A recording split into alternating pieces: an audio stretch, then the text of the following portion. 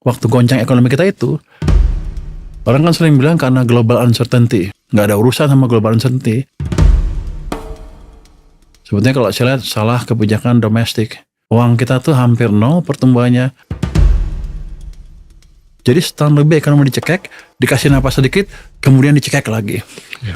Jadi gejolak yang terjadi di sosial kita bukan karena politik utamanya, bukan karena global, tapi karena kita mengerem pertumbuhan ekonomi karena tidak cukup uang di sistem. Aspirasi kita untuk tumbuh di 8%. Kalau kita mau naikin dari 5 ke 8%, itu kan deltanya 3%. 3% dari ekonomi 1,5 triliun, itu 45 miliar dolar lah. Nah, upaya apa yang bisa dilakukan oleh Kementerian Keuangan untuk membantu peningkatan foreign direct investment, supaya FDI-nya naik dari 30-an miliar ke 75 miliar dolar. Jadi gini, base-nya jangan kita hitung 5, Siap. base-nya 6,5. Oke, sorry. Jadinya kenaikannya deltanya cuma 20-30 miliar dolar. Kalau zamannya Anda jadi menteri, zaman Anda ya berarti ya. Pak SBY. Zaman Anda itu tumbuhnya, Zaman Anda juga. itu saya di belakang. Itu kan boleh dibilang private sector driven, government santai. Zamannya Pak Jokowi, government led growth kan, private-nya nggak dikasih ruang. 6,5 nggak susah-susah amat. Nah untuk ke-8 jelas nggak cukup dengan itu, cuman segitu saya punya. Harus dari luar. Ya kalau udah sampai 6,5 pasti luar masuk, saya nggak akan mengemis-ngemis mereka.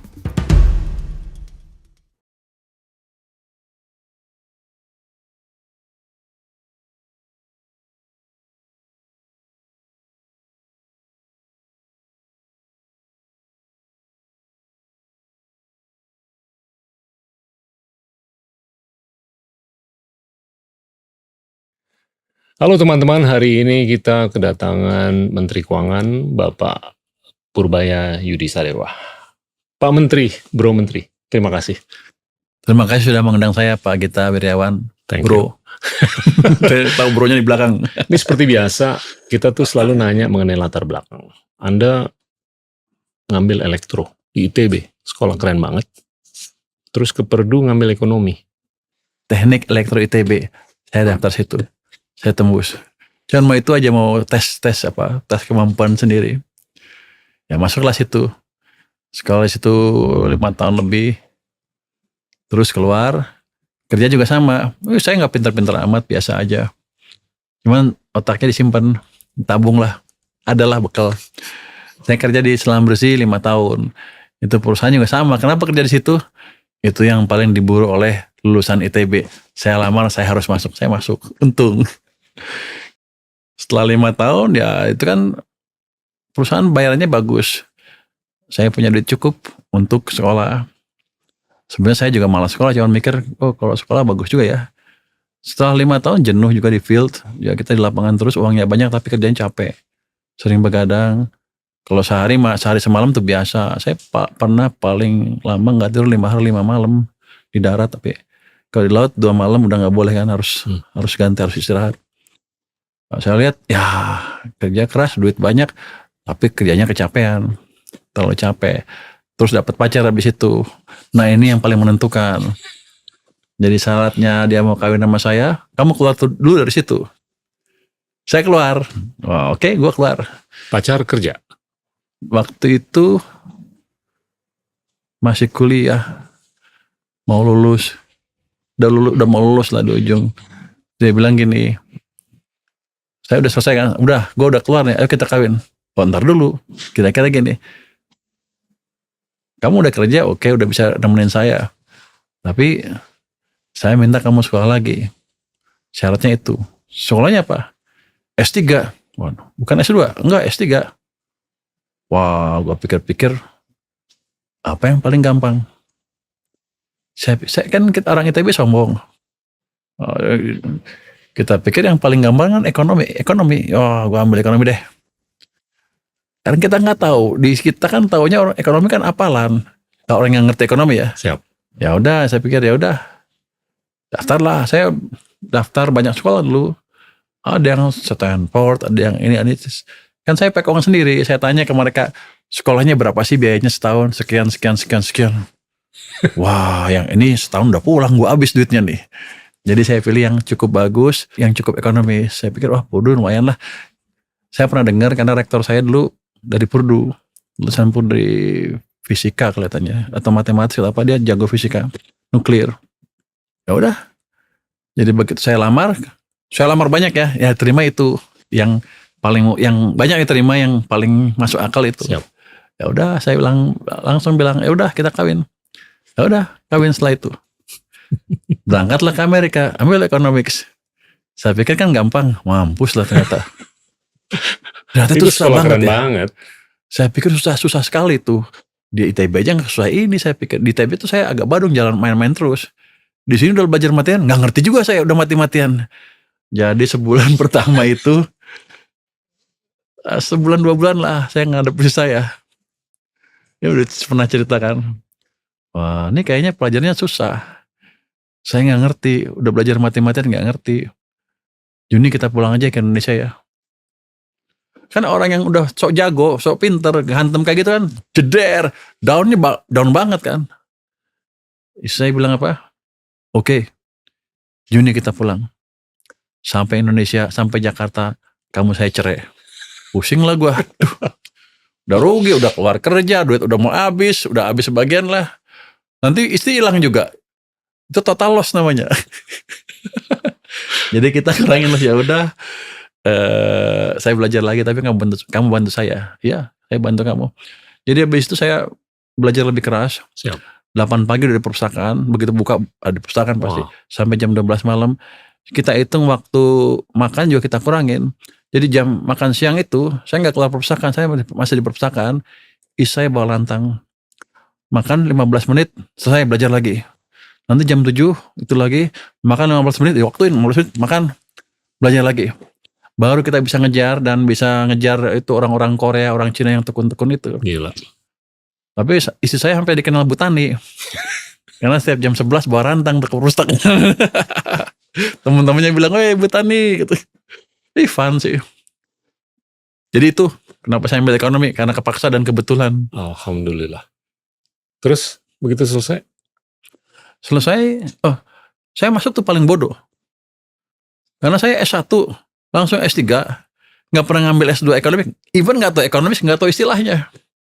Tapi saya lulus paling cepat dibanding teman-teman yang lain. Biasa. Nah, hasilnya lumayan lah. Sepertinya lulusnya paling pintar dibanding yang lain. Kan yang penting dapat gainnya kan. Betul. Mereka mulai di sini hasilnya. Saya di sini, hasilnya di atas. Jadi saya untung banyak. Ya itu yang namanya good investment untuk saya ya. Pulang saya ke Dana Reksa. Ada. Dulu ketemu kan. Iya. Kakak Anda apa Dana Reksa? Iya, zaman pakai celana pendek dulu gitu. Dana Reksa, saya kerja di Dana Reksa Research Institute. Siap. Di economic research-nya di situ masuk tahun 2000 sampai 2014 di Dana Reksa. Tapi 2002 udah kenal mantan bos Anda, Pak SBY. Kita bantu waktu mereka bikin think tank, saya bantu dari jauh. 2004 kita bantu, tapi dari jauh. Saya anggota itu, scholarnya Brighton Institute. Dari waktu ke waktu saya kasih masukan. Kalau susah-susah pasti ke saya tuh mereka tuh. Kita kasih masukan. 2010 saya bantu Pak Hatta Rajasa sebagai staf khusus dan juga anggota Komite Ekonomi Nasional. Terus tahun 2015 kita pindah jalur, bantu Pak Jokowi dan Pak Luhut. Siap. Sampai tahun 2020 ketika goncang ekonomi goncang, saya diperintahkan ke LPS untuk jaga sektor keuangan. Harusnya habis tahun ini September. Saya udah siap-siap pensiun, tapi untung yang nggak jadi pensiun disuruh jadi Menteri Keuangan, ya saya ikut lah. Yang penting gajinya masih ada, jadi gaji gue masih ada nih, lumayan lah. Tanya mau pensiun. Dalam 1-2 hari setelah diangkat, Anda melakukan kebijakan yang out of the ordinary untuk naikin likuiditas. Fondasi pemikirannya apa? Jadi itu suatu strategi yang cukup kompleks. Jadi bukan kebetulan itu. Jadi saya suatu rentetan strategi yang disitu kita bilang, kalau kita dulu pernah baca, saya pernah kuliah baca buku itu, The Macroeconomic of Self-Fulfilling Prophecy. Si farmer yang bikin. untung masih nempel tuh. Jadi kita ciptakan ekspektasi, kemudian saya taruh strategi yang betul, kita monitor, kalau kurang kita tambah lagi. Itu. Jadi misi pertama waktu itu kan kita amat pesimis. Demo di mana-mana semua udah kehilangan harapan ekonomi kan. Masa depan suram segala macam. Jadi langkah pertama saya harusnya adalah membalik ekspektasi. Caranya gimana? Gue sombong ngomongnya. Nah itu by design, bukan kebetulan. Jadi saya bilang, saya mampu. Tapi orang marahkan, wah, biar aja. Begitu DPR, saya jelaskan strategi saya. Bahwa orang-orang kaget, ternyata orang ini nggak bodoh-bodoh amat. Lumayan lah, baru mereka percaya dan ada harapan sedikit. Tapi harapan kan, itu kan ekspektasi. Kalau saya nggak kasih alat yang pas, dalam seminggu 2 minggu udah runtuh itu ekspektasinya. Jadi kita ambil kebijakan, pindahkan uang pemerintah dari bank sentral ke perbankan. Itu dasarnya dari, ini sebenarnya entah saya tahu atau entah saya pakai aja, pokoknya saya pakai biar keren. Saya pakai itu pengetahuan pemenang Nobel, Milton Friedman. Saya suka bukunya dia, saya papernya dia karena masuk akal dan bisa menjelaskan apa yang terjadi di ekonomi kita tahun 1998, kegagalan kita seperti apa. Saya juga baca bukunya Bernanke untuk dia menjelaskan krisis Great Depression. Jadi ininya adalah dari Friedman yang paling gampang dimengerti adalah bahwa kalau kita lihat kebijakan moneter longgar apa ketat, bukan dari bunga. Anda harus lihat dari laju pertumbuhan uang, disebutkan di situ base money. Kalau di sini primary money M0 lah itu. Jadi kalau itunya pertumbuhannya rendah, maka kebijakannya ketat. Kalau tinggi, maka kebijakannya longgar. Dia tarik ke pengalaman tahun 1930 waktu orang bingung kan bunga hampir 0. Kenapa jatuh juga ekonomi? Apa moneter nggak berpengaruh ke ekonomi? Dia pelajarin dong, banyak itunya, bukunya cukup tebal. Buat buku tapi saya baca beberapa paper aja. Ternyata pada waktu itu walaupun bunga 0, pertumbuhan uang negatif 5% atau berapa gitu. Jadi bukannya cukup stimulus ke ekonomi tapi malah dikurangin. Jadi itu setelah itu dipegang oleh semua orang tuh, dan saya lihat sejarah ekonomi Amerika seperti apa. Dampak uang itu ke ekonomi yang kelihatan benar. Jadi waktu goncang ekonomi kita itu, orang kan sering bilang karena global uncertainty. Nggak ada urusan sama global uncertainty. Sebetulnya kalau saya lihat salah kebijakan domestik. Uang kita tuh hampir 0 pertumbuhannya dari bulan Mei, Juni, Juli, Agustus 2005. Sebelumnya tahun 2004 juga sempat 0, hampir sepanjang tahun. 2005 awal agak tumbuh sedikit. Jadi setahun lebih ekonomi dicekek, dikasih napas sedikit, kemudian dicekek lagi. Jadi ekonominya amat lambat pertumbuhannya, makanya orang mulai ngerasakan karena sepanjang itu. Apalagi sebelumnya COVID. Belum pulih, dimain-mainkan seperti itu ya, sakit perut lah mereka. Turunlah ke jalan. Jadi gejolak yang terjadi di sosial kita bukan karena politik utamanya, bukan karena global, tapi karena kita mengerem pertumbuhan ekonomi karena tidak cukup uang di sistem. Kalau Anda tanya LPS, OJK, keuangan, BI, saya kan di LPS dulu, jadi saya tahu suasana seperti apa. Mereka selalu bilang perbankan ample liquidity. Tapi bukan di sistem, di BI. Sistemnya kering. Itu yang dinilai sama Milton Friedman. Jadi saya pikir itu yang terbaik. Jadi begitu saya pindahkan uang saya di BI. Saya punya 425 triliun waktu itu. Unused money di bank sentral. Saya pindahin 200. Kalau orang pikir kan, udah banyak banget. Itu baru separuh, nyatanya saya masih ada. Dan orang bilang, Purbaya merubah anggaran. Harusnya ke DPR dulu. Uangnya dipakai itu gimana? Uangnya nggak dipakai. Saya cuma pindahin uang saya dari BI ke perbankan, sudah, titik. Sebenarnya saya nggak mau ngasih syarat apa-apa, pakai aja suka-suka lo. Tapi jangan taruh di BI, jangan beli rupiah udah. Tapi orang-orang kita kan ada prosedur-prosedur yang ini. Even bunganya kalau perlu nol. Ya. Cuman kita ada prosedur-prosedur di mana kalau enggak nanti kalau saya nolin dipanggil BPK saya. Harus comparable dengan Ya. bunga yang saya peroleh di bank sentral. Jadi saya oke, samain dengan bank sentral. Itu udah rendah. Cuman waktu itu bunga tinggi di sini cuma dikasih 3,8%, 4% terus turun ke 3,8. Itu udah nekan bunga di pasar dan at the same time menambah likuiditas di sistem. Sangat. Yang kata Friedman tadi itu lebih penting daripada bunga saja. Itu kalau bank tiba-tiba punya uang, dia kan harus menyalurkan. Kalau nggak kan dia bayar saya 3,8%. Iya. Rugi dia, 200 kali segitu rata-rata besar kan. Dia akan nyalurin kemana-mana tuh. Ya pertama dia ke interbank market, makanya bank swasta juga terdampak positif. Mereka bunganya akan turun. Kemudian dia pasti akan nyari ke kredit ketika interbank market udah penuh. Itu yang saya harapkan. Sepertinya udah mulai tumbuh sedikit-sedikit dan economic activities mulai naik sekarang. Kan dan yang penting kita monitor juga gimana respon masyarakat ke kebijakan itu. Saya berhasil apa enggak? Saya kan lihat itu. Saya punya survei kebetulan, survei consumer, bukan punya saya, sekarang punya LPS. Dulu waktu di LPS punya, dan saya pindah ke LPS. Saya lihat gimana consumer confidence-nya dalam 2 bulan terakhir. Dari situ ada komponen yang lain dari survei itu. Indeks kepercayaan masyarakat ke pemerintah. Itu bisa dipakai untuk melihat berapa stabil kondisi sosial politik, berapa level dukungan masyarakat ke Presiden Prabowo. Jadi waktu Agustus, September tuh jatuh kan, Juli Agustus tuh jatuh ke rendah, September masih di bawah, Oktober udah levelnya udah sama dengan sebelum jatuh. Jadi di waktu September itu level bahaya, kalau nggak dibetulin dia akan turun ke bawah. Kita akan mengalami kegoncangan sosial politik yang eventually akan menyebabkan pergantian penguasa kita, kira-kira gitu. Tapi sekarang udah balik lagi ke atas. Saya bilang ke Pak Presiden, Pak, keadaan udah stabil. Bapak dalam 2 bulan berhasil mengembalikan confidence masyarakat ke Bapak dan sekarang mereka amat senang ke kepemimpinan Bapak. Gimana untuk ini bisa disustain ke arah yang benar, ke arah yang konsisten gitu? Yang pertama ya, saya monitor tadi alat-alat saya tadi. Cukup nggak regulate di sistem, walaupun harusnya bukan pekerjaan saya. Tapi saya akan kerjakan apa yang saya punya di tangan untuk menjaga kita nggak jatuh.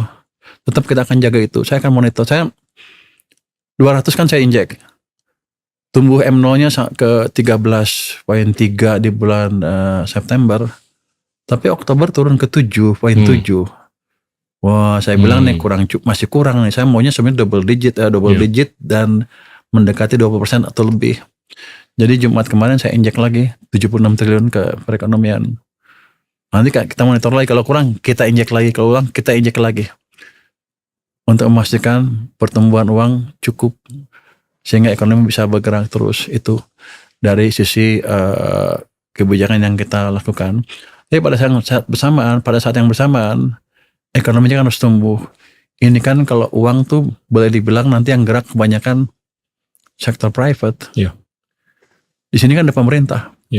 Saya pastikan pemerintah juga belanja. Makanya saya waktu keliling-keliling ke kementerian, ke beberapa menteri sebelum mereka ribut untuk memastikan mereka belanja. Tapi saya udah izin ke Presiden. 200 saya izin. Pak, saya mau gelontorkan 200 triliun, jalankan ya. Karena gini-gini jalankan. Pak, saya mau putar-putar ke kementerian apa ya, biar mereka belanja supaya ekonomi jalan. Go. Jadi nggak ada yang tanpa izin, saya izin terus. Nah itu saya pastikan pusat belanja, daerah juga belanja. Itu kan ribut daerah-daerah. Sempat ke saya ribut, wah uangnya nggak ada. Taunya begitu dicek, uangnya ada ratusan triliun di daerah. Ada yang punya 3, 4, tapi secara total masih ada 230 triliun lebih. Kalau dibelanjakan dampaknya ke ekonomi bagus. Ketika kita jatuh, ketika mereka belanja harusnya ekonomi naik lagi, masyarakat senang, nggak ribut lagi.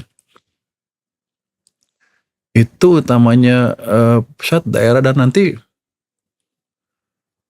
untuk memberi tambahan ke ekonomi, saya selalu bilang kan,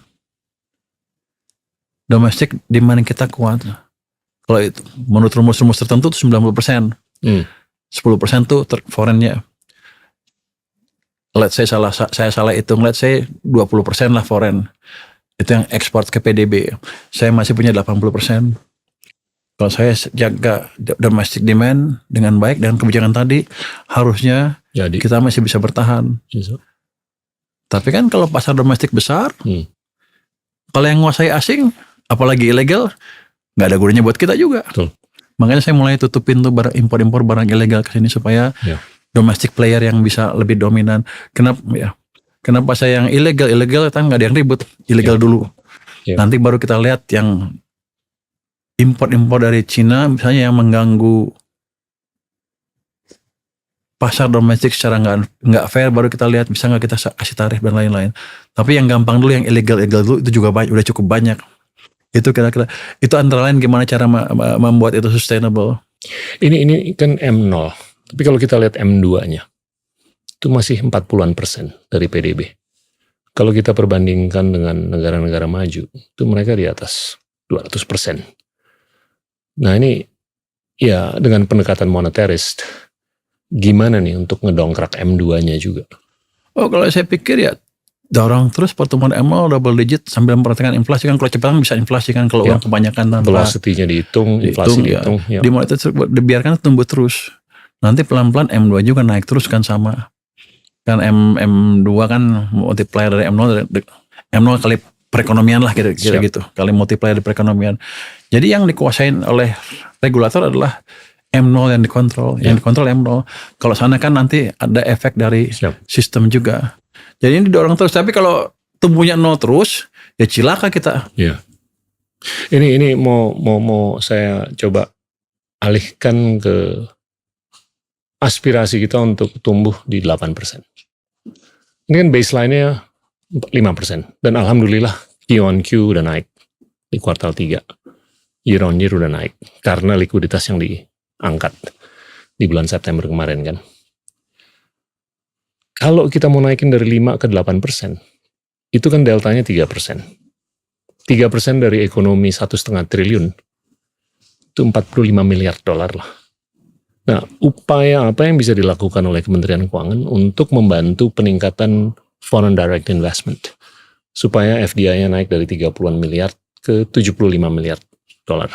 Jadi gini, base-nya jangan kita hitung 5. Siap. Base-nya 6,5. Oke, sorry. Jadinya kenaikannya deltanya cuma 20-30 miliar dolar. Kalau zamannya Anda jadi menteri, itu kan pertumbuhan ekonomi kita 6%. Yang saya bilang yang gerak lebih banyak private sector. Ya. Kenapa? Karena M0-nya tumbuhnya 17% on average. Kredit juga tumbuh 22%. 23% lebih, 22-23%. Siap. Sehingga private jalan, itu tumbuhnya 6. Tapi government-nya kan agak santai waktu itu. Sebaliknya zaman Pak Jokowi, government-nya aktif. Ya. Private sektornya lambat sekali.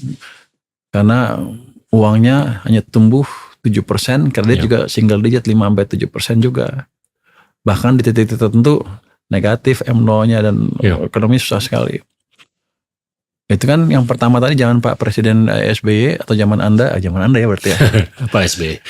Zaman Anda itu tumbuhnya. Zaman Anda juga. Itu saya di belakang. Itu kan boleh dibilang private sector driven, government santai. Zamannya Pak Jokowi government led growth kan, private-nya nggak dikasih ruang. Jadi kita punya 5, di sini 6, di sini 5 rata-rata pertumbuhannya. Nah, kalau sekarang saya gabungin dua-duanya supaya mesinnya dua-duanya bekerja, saya pasti punya 6 tambah sisa dari 5 itu. Ya. Jadi harusnya sih 6,5 nggak susah-susah amat tanpa merubah tadi struktur pasar, struktur ekonomi. Ini ceteris paribus kira-kira begitu. Nah dari situ ke 8. Nah untuk ke 8 jelas nggak cukup dengan itu. Cuman segitu saya punya. Harus dari luar. Ya. Ya nggak. Kalau udah sampai 6,5 pasti luar masuk. Saya nggak akan mengemis-ngemis mereka. Mereka pasti tertarik. Tapi gini, itu harus ada perbaikan iklim investasi kan. Ya. Kalau saya pelajaran dari kertas, dari peraturan di atas kertas, semuanya pasti clear sekarang. Karena aturannya dibuat baru kan. Oh, untuk menghindari ini kita buat ini, kita buat ini, kita buat ini. Saya lihat selama ini kalau dari kertas aja dan kita pelajari kertas, itu semu. Seperti nggak ada hambatan, tapi di fieldnya kan banyak hambatan. Ya. Jadi yang kita lakukan nanti ke depan adalah memastikan kita melakukan debottlenecking di perindustrian di dunia investasi, di dunia usaha kita. Gampang dikatakan, tapi nggak gampang-gampang amat dibetulinya. Tapi saya pernah punya pengalaman tuh 2016 sampai 2019 saya wakil ketua tim debottlenecking. Itu ketuanya Pak Yasona Lawli, saya wakil, ada sekretarisnya dulu dari polisi Pak, saya lupa namanya. Tapi itu bekerja cukup baik. Jadi setiap kita menerima pengaduan dari pengusaha bidang apa aja, kita pilih yang bisa disidangkan, kita sidangkan. Setiap Senin saya sidang tuh 7 kasus. Dalam 3 tahun tuh kita pecahkan 109, kita sidangin 300 kasus, yang selesai 193 kasus, itu berhubungan dengan investasi sebesar 830 triliun rupiah. Jadi impactnya besar, makanya Kementerian Investasi dipindah ke Pak Luhut kan. Dengan pengalaman itu kita akan terapkan lagi. Yep. Timnya dibentuk tim Satgas Percepatan apalah program ini ekonomi lah. Tapi yang penting di tengahnya Satgas 1, 2, 3, yang 2 itu ada debottlenecking nanti. Itu akan terima masukan keluhan dari bisnis dari mana aja di Indonesia, siapa aja. Nanti kita pilih, kita sidangkan setiap minggu. Saya akan mimpin sidang di salah satu kasus mereka lah. Sehingga harusnya kita bisa beresin. Ini kenyataannya kan cukup menggiurkan kalau kita lihat likuiditas di dunia. Lebih dari 140 triliun dolar. Dan premi resiko di negara-negara maju ini meningkat. Jadi mereka niscaya harus melakukan diversifikasi. Nah, diversifikasi ini belum terjadi dengan skala yang semestinya, karena mereka mungkin masih agak-agak ragu dengan negara-negara berkembang. Nah, kalau kita lihat Asia Tenggara, itu FDI yang masuk setiap tahun 200-230 miliar dolar. Tapi dari situ Singapura dapat 100-140 miliar.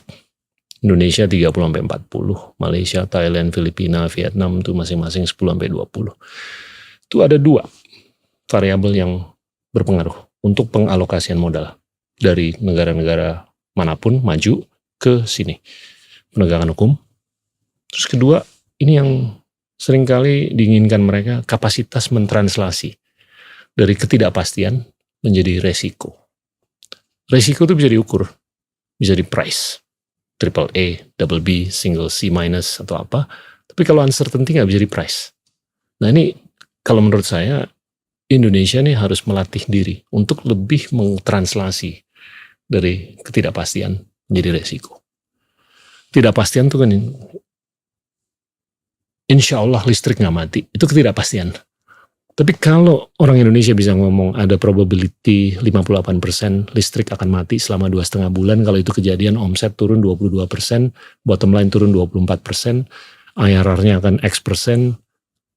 Nah itu ada probability yang bisa diukur. Nah itu akan nolong untuk alokasi modal dari luar ke dalam. Jadi saya suruh bilang apa? Saya setuju. Nah, Anda mau ceramah, oke, saya setuju kalau gitu. Tapi Menteri Keuangan ini kan bisa menjadi lever yang ngedrive penegakan hukum, yang ngedrive proses translasi.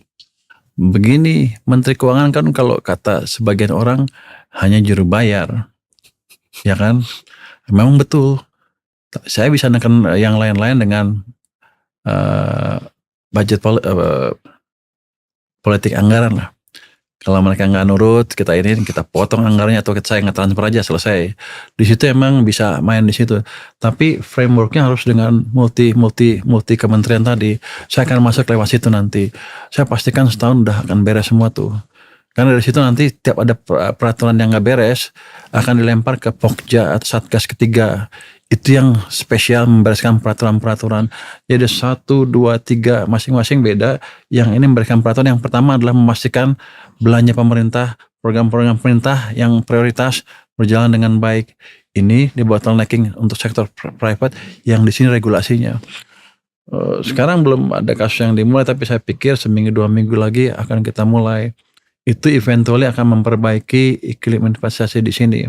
Karena kan saya di situ, di tim itu, saya tahu ada peraturan yang nggak jalan. Kalau di pajak bea cukai gampang saya beresin cepat, tapi nggak selalu di situ kan, di tempat lain.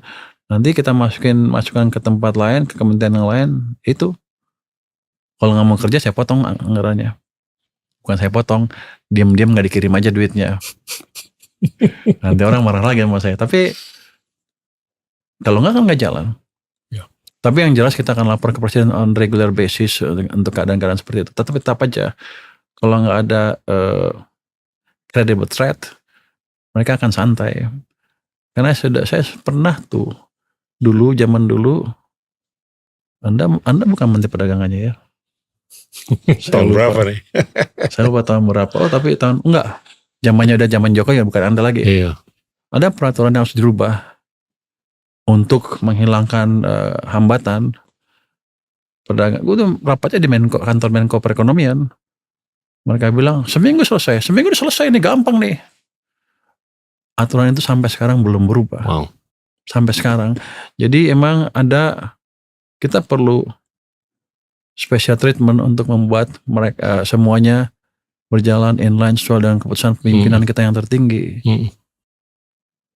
Kalau dibiarkan nggak ada credible threat-nya, jalan terus. Saya pikir nih sekarang posisinya yang paling bagus buat Presiden Prabowo dan teman-teman untuk memastikan ke depan kita bisa memperbaiki iklim investasi dengan cepat. Saya harapkan setahun udah kelihatan. Mungkin sebelum setahun udah kelihatan. Insya Allah. Ini ada golden opportunity. Karena likuiditas lagi banyak banget. Jadi gini, FDI nggak akan masuk ke negara yang nggak stabil, yang tidak menawarkan return yang bagus.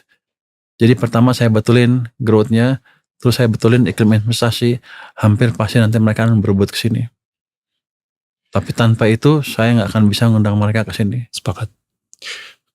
Faktor kedua tuh translasi dari ketidakpastian menjadi resiko. Ini nyambung dengan STEM. Anda tuh produk STEM. Elektro itu kan STEM. STEM itu apa? Science, Technology, Engineering, Mathematics. STEM. Bukan STEM itu bro. STEM apa? STEM apa nih? Science, Technology, Engineering, Mathematics kan. Nah itu kan ngajarin orang untuk ngitung. Iya kan? Semakin orang bisa berhitung, dia bisa mengkuantifikasi, memprediksi, mengukur, menilai. Nah ini Indonesia hanya bisa produksi kurang lebih 250.000 produk STEM. Termasuk wisudawan dari ITB. Iya kan? ITS. Sekolah-sekolah teknologi lainnya.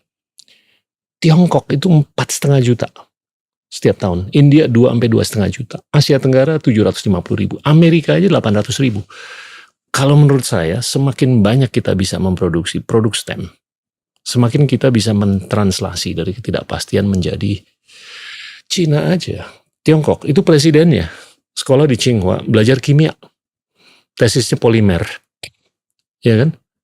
Jadi kalau menurut saya, orang yang belajar science, seperti yourself, itu lebih bisa mentranslasi dari ketidakpastian menjadi, nah itu semakin kita bisa begitu, dengan skala yang jauh lebih gede daripada 250.000. Bener bro, ini nyambung ke pendatangan modal. Ya. Saya setuju. Kita harus invest lebih banyak di sana. Tapi begini, sekarang lulusan ITB saja, banyak yang sudah cari kerja kan di bidangnya. Ini contohnya. Bukan saya udah kerja di Slumbers itu, cuman suruh istri ya sana. Tapi ada yang banyak yang nggak punya pilihan seperti itu. Jadi kita mesti create demand bagi mereka dulu. Ya saya hidupkan perekonomian tadi. Once ekonomi tumbuh 6,5%, saya punya ruang untuk tadi geser, memperluas supply-nya. Karena ekspektasi ke depan kan FDI akan masuk. Jadi saya bisa create orang makin banyak. Sekarang ada effort ke arah sana. Tapi saya belum melihat ke arah STEM yang berkesinambungan. Artinya orangnya ada dan ketika lulus dipakai. Ya. Jadi harus digabung ke arah sana. Tapi kalau udah tumbuh 6,5, kita akan perluas investasi ke arah sana. Insya Allah. Apa ya contohnya ya? Ekonom aja kurang. Yang bagus ya. Kenapa saya bilang gitu nggak bagus? Saya baru tahu dari krisis waktu COVID itu. Kan saya ngasih masukan terakhir baru bulan Maret 2020 kita kasih masukan. Setelah semuanya selesai. Pertanyaan Pak Presiden waktu itu sama Pak Luhut yang membuat saya bingung untuk menjawabnya gini. Dia bertanya, Pur, Kenapa cuman kamu yang tahu? Saya kan bingung juga. Kalau saya yang ngomong saya pintar kan orang nggak percaya. Ini mereka kenapa cuman kamu yang tahu? Oh, masa sih Pak? Iya cuman kamu. Saya bingung kalau gitu Pak. Kira kita kurang banyak ekonom pintar, kurang banyak Pak. Iya. Terus gimana mecahin ya? Karena ke depan gimana kalau kita ngalamin keadaan ini lagi, kita kurang. Saya juga baru tahu, oh ternyata genting. Saya pikir jago-jago semua, ternyata menurut mereka nggak tahu. Jadi nggak bisa memberi masukan yang clear ke pemimpin pada waktu itu. Ini kata mereka ya. Saya usulan karena ya udah Bapak cetak lagi orang yang pintar lebih banyak. Ya udah kita setuju, kita cetak ekonom. Dia memodalkan dari diri saya. Jadi gini, kamu pilih 10 orang ITB yang jago-jago, taruh 3 bulan di LPS, habis itu transfer ke Menko Maritim selama setahun, habis itu kita sekolahkan ke sekolah-sekolah terbaik di Amerika untuk nyetak ekonom baru.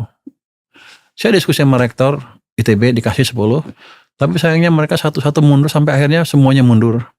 Karena? Iya. Karena apa mundur? Saya juga tadinya nggak tahu. Rupanya mereka Gen Z, saya sadar. Ini generational gap.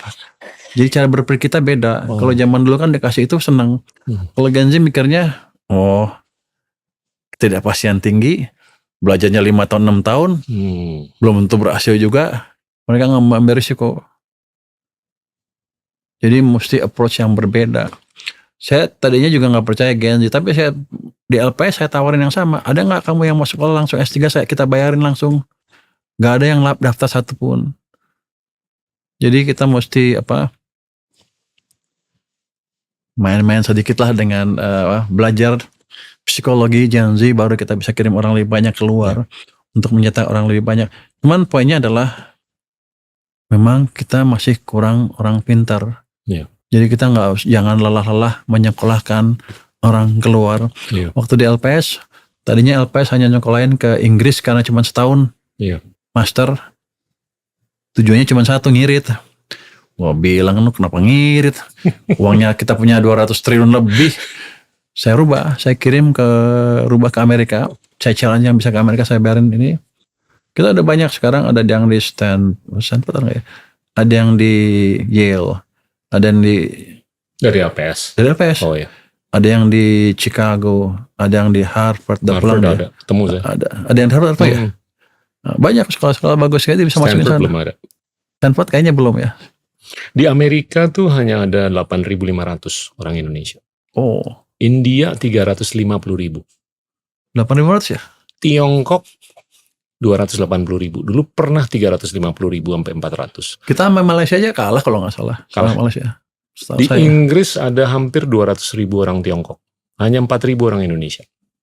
Nah ini LPDP kan mulia sekali nih. LPDP ini bisa jadi katalis untuk penguasa. Of course, yours truly.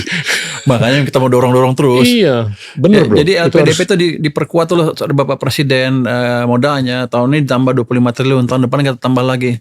Tapi kita mau betul-betul investasi yang returnnya tinggi, artinya jangan taruh uang kebanyakan di tempat-tempat yang gak jelas.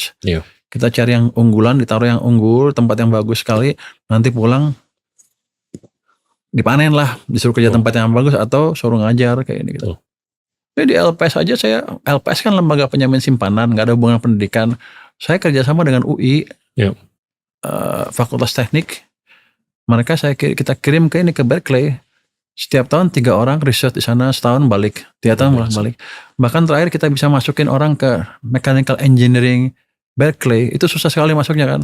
Saya bayarin waktu ke mereka janji, ya udah kamu sampai 6 tahun di sana aja, saya bayarin sampai selesai. Kalau misalnya dalam 6 tahun itu kamu dapat let's say beasiswa dari sana, teaching assistant, research assistant, itu bonus. Biar mereka lebih semangat. Tapi setelah saya keluar dari LPS nggak diterusin.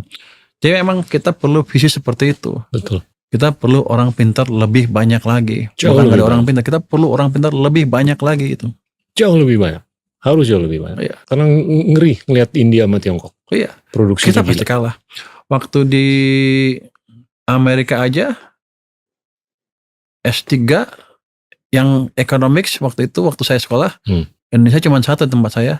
Korea ada puluhan. Iya. Ada Gila. data dari Amerika 2 tahun yang lalu kalau nggak salah, itu S3 yang diperoleh. 6.000 diberikan ke orang Tiongkok. 2.000-an orang India. 1.300 ke Korea. Ghana 104. Indonesia berapa? Indonesia 80-an kalau nggak salah. Oh, sayang banget. Ya rata-rata kita itu, dari kita belum cukup berani untuk invest. Pemerintah ya. Iya. So, saya nggak tahu pemerintah apa siapa. Kalau saya sih pemerintah invest. Misalnya ada BI invest juga di situ. Iya. LPS uangnya banyak invest. Bukan di dia aja, yang Iya. engineering juga. Biar nyebar kemana-mana. Saya pikir nanti kan saya lihat si LPDP seperti apa. Siap. Saya kalau bisa lebih banyak, kita lebih banyak kirim. Ini- Tentunya untuk masuk yang bagus kan mesti dipersiapkan dengan baik di sini. Ini yang dilakukan oleh negara-negara seperti Tiongkok, Jepang, Korea, bahkan Singapura. Mereka tuh pendekatannya nggak retail aja, tapi wholesale. Jadi institusi kuasi pemerintah di negara-negara masing-masing itu bekerja sama dengan sekolah-sekolah keren di Eropa, di Amerika, di Australia. Mereka nyumbang untuk fellowship, untuk professorship. Itu nilainya gede. Tapi karena ada profesor yang tahu dia digaji oleh Tiongkok, Korea, Taiwan, Jepang, sama Singapura, dia jungkir balik 24x7, mikirin supaya representasi dari negara masing-masing itu meningkat. Ya. Itu peningkatan wholesale. Jadi mungkin LPDP bisa bekerja sama seperti dengan Stanford atau Oxford atau Tsinghua, fellowship, professorship. Saya mau kerja sama dengan Stanford. Berapa biayanya kira-kira untuk berapa orang? Untuk professorship 6 juta. 6 juta dolar. Tapi itu endowment, permanen. Oh. Dan dengan angka begitu, profesor yang ditunjuk itu bisa ditentukan. Kalau bisa orang Sunda, kalau bisa orang Somalia, kalau bisa orang Amerika, kalau bisa orang apa. Dan gue mau dia di situ jungkir balik hanya mikirin untuk kepentingan biotech, untuk kepentingan AI, untuk kepentingan perubahan iklim, untuk kepentingan Indonesia. Dan dia bakal jungkir balik 24 kali itu. Ini yang sudah dilakukan dari puluhan tahun yang lalu oleh Tiongkok, Jepang, Korea, Taiwan, dan Singapura. Well, kita mesti diskusi lebih detail untuk masalah itu kali ya dengan Pak Gita. Bangga. Saya pengen tahu bisa nggak LPDP dialihkan ke sana uangnya sebagian ya. Kerjasama aja dengan sekolah-sekolah yang keren, Oxford, Tsinghua, Fudan, Caltech, Stanford, MIT, Harvard, di Australia, Melbourne, atau Monash, atau apa gitu, atau Sydney. Jadi kayak ITB udah punya kerjasama dengan MIT, UI, dengan Stanford. Cuman si funding belum wholesale, nggak terlalu kuat. Nanti saya tanya deh gimana sih caranya wholesale. Kalau di Berkeley saya udah kenal banyak profesor, jadi bisa di inilah kita kejar. Dulu kita pernah sempat membuat program seperti itu. Kita mau cetak Mafia Berkeley jilid kedua dulu lah dengan Berkeley.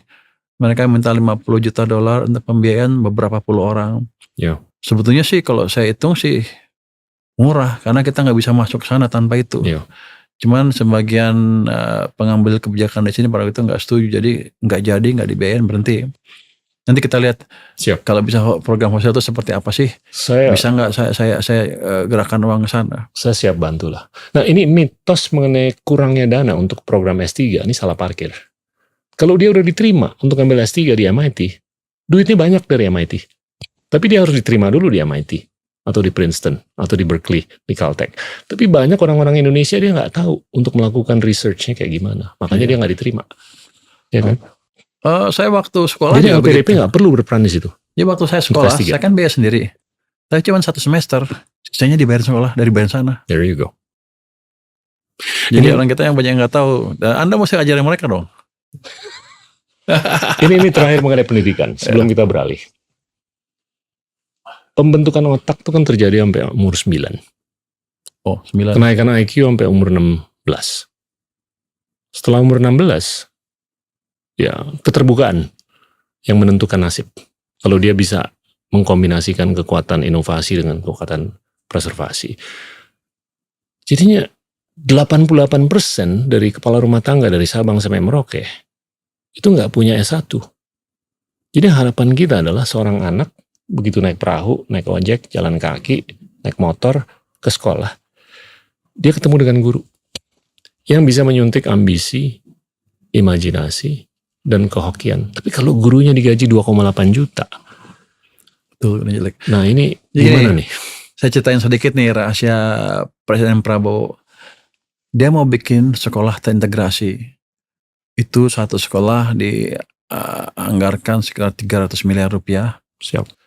Itu akan berapa hektar nanti sekolahnya lengkap. Mungkin dari SD sampai SMA kalau nggak salah ya. Itu akan dibuat, tadi gurunya yang jago-jago segala macam di situ. Tahun depan kan akan dibuat pilot project. Kita akan buat 40 sekolah. Itu anggarannya sekitar 12 triliun kita udah siapkan. Itu saya harapkan tadi bisa membantu dari sisi supply pendidikan ke murid-murid yang tadi. Mungkin biayanya juga nggak terlalu mahal masuk sekolah itu, tapi akan dibuat seperti itu. 40 seperti besar, banyak. Tapi sekolah bagus, sekolah besar ya. Tapi cita-cita presiden bukan 40, 7.000. Wow. Saya sakit perut ketika dengar 7.000, 1.000 triliun lebih, mampus. Tapi gini Pak, bertahap aja Pak. Nanti kalau itu bagus, kita akan perluas terus. Sepakat. Karena itu investasi untuk jangka panjang, untuk sustainability NKRI sebetulnya dari situ. Jadi Pak Prabowo seperti agresif, tapi saya pikir menarik juga idenya dan bisa diimplementasikan. Jadi pikiran Anda sudah terserap oleh Bapak Presiden saya. Mungkin gak sih seorang guru tuh digaji 40 juta sebulan? Karena yang jago-jago tuh pengennya kerja di Meta, Amazon, Iya. dan Antara. Jangan Iya dulu kan? dosennya dulu.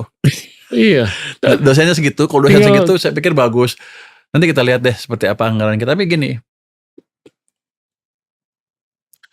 biarkan saya ciptakan pertumbuhan ekonomi itu dulu. Betul. Biar saya Sepakat. punya cukup modal untuk biaya itu. Seandainya utang pun nggak terlalu banyak, nanti utangnya yang jelas ini mesti bertahap. Tapi itu target yang betul. Kalau gurunya gajinya kecil, saya udah lihat di beberapa sekolah ya. Yang pintar-pintar betul nggak mau di sana. Nggak mau. Akibatnya ketika muridnya diajar, loncat ngajarnya nggak keruan. Dan banyak orang mau Muridnya ngajar. pusing. Banyak orang mau ngajar, orang pintar. Tapi dia khawatir karena dia nggak bisa taruh makanan di atas meja. Ya kalau digaji cuma 2,8 juta, dia nggak bisa naruh Nggak makanan. bisa, ya. Punya istri sama 3 anak, susah tuh. Itu Mendingan betul. gue kerja di Amazon. Nanti itu next step mungkin kita pikirin ya. Yang Insya itu. Allah. Insya Allah. Harusnya sih. Setelah saya lihat orang-orang itu, kurang pantas bagi mereka dapat gaji serendah itu. Kalau saya kan beruntung, saya kerja di perusahaan yang selalu bayarnya tinggi terus. Jadi untuk saya agak nggak berasa, nggak terlalu Siap. nggak terlalu bisa merasakan kesusahan mereka. Tapi setelah saya lihat, ini nggak benar nih kayak gini. Waktu selama bersih gaji saya gede. Pulang masuk di capital market kan lumayan gede. Sama guru kan beda pasti. Habis itu naik di LPS gede lagi gajinya. Di keuangan ya turun sedikit tapi masih lumayan besar. Jadi kita nggak boleh egois, nggak memikirkan mereka karena mereka akan menentukan masa depan kita ke depan ya. Jadi nanti saya coba pikirin. Tapi Pak Presiden udah mikirin itu. Makanya dia bikin sekolah rakyat untuk orang yang miskin, masuk itu semua dibayarin semua. Ada sekolah Garuda. unggulan apa Garuda. Nanti ada sekolah integrated school dia bikin. Jadi Pak Presiden amat agresif dalam hal itu. Tinggal kita jaga agar bisa terimplementasi tanpa mengganggu stabilitas fiskal saya gitu. Tadi Bro Menteri ngomong utang. Utang yang harus dibayar tahun ini, tahun depan 800-an lah, pokok dan bunga kan. Nah, gimana supaya narasi negara ini nggak hanya narasi fixed income, tapi menjadi narasi equity. Maksudnya gimana?